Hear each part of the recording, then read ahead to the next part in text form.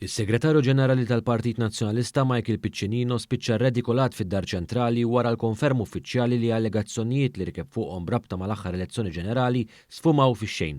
L-allegazzjonijiet nibtu f'isem individwu ta' nazzjonalità barranija li mhux biss jirriżulta li jkun iggwidat minn Jason Azzopardi, wieħed mill-perċimes tal-establishment u Arnold Cassola, iżda fl-imoddi saħansitra fl-2016 kien diġà ntuża mill-midja nazzjonalista biex jattakka lill-Gvern. Dwar dan irrapportat il-Gazzetta Kulħadd fil-ħarġa tagħha tal-ħadd hekk kif spjegat li l-allegazzjoni falsa kienet iddur ma' suppost abbuż bi karti tal-identità ta' persuni mejtin. Madankollu, l-Aġenzija Identity Malta ikkonfermat li r-Reġistru Pubbliku jipproċessa kull notifika ta' mewt li tasal għandu skont proċeduri stabbiliti waqt li jinġabru l-karti tal-identità tal-persuni deċeduti. Min tarif intern li kisbet il-kulħadd jirriżulta li mid-Dar Ċentrali Michael Piccinino ma staqsix darbtejn u minflok għamel tiegħu dawn l-allegazzjonijiet anke jekk issa spiċċa biex siket tal-kollox u b'fommu midbuq. Is-sorsi tal-kulħadd qalu li bħal kap Bernard Grech Piccinino għadu qed ifittex kull skuża biex jiġġustifika l-akbar terfa fl-istorja l-Partit Nazzjonalista.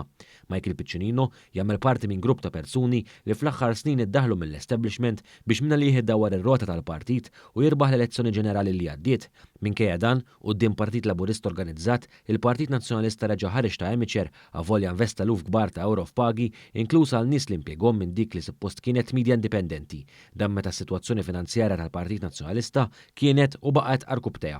U għal Piccinino l-istorja tal-allegati abbużi b'karta tal-identità tal-mejtin daħlet kexxun, anke jekk internament kien hemm min kien xettiku jekk il-Partit Nazzjonalista kellux fil-fatt il-issen imqar nofs ta' kelma dwar dan kollu. Qabel xejn għax kienu jafu minn fejn ġejjin l-allegazzjonijiet u t-tieni għax jafu sew għaliex intilfet elezzjoni ġenerali.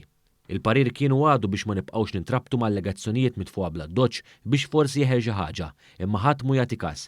Piccinino mar lil minn hekk, qalu s-sorsi tal-kulħadd. Piccinino mhux biex sinsista li din tissemma iżda anke kkonvinċa lil Bernard Grech biex idaħħal dan fil-messaġġi tiegħu nhar ta' ħadd. Saħansitra s-Segretarju Ġenerali nnifsu ntefa' jwieġeb il-kummenti fuq Facebook daqskemm ħass li għalih din l-istorja kienet importanti waqt li fid-Dar Ċentrali beda jgħidilhom li din tista' tkun game changer. Dan hekk kif bil-kap il-bot mix-xogħol kienu li ħass sopravvent f'ħafna mid-deċiżjonijiet tal-ġurnata b'ġurnata. Eventualment Piccinino spiċċa ċajta ta' ħafna fil-kuruturi, inkluż tal-ġurnalisti tan-net u fid-Dar Ċentrali ħafna qegħdin jitsikawh billi minn wara daru jistaqsu jekk għamx il-mejjed b'referenza diretta għalih.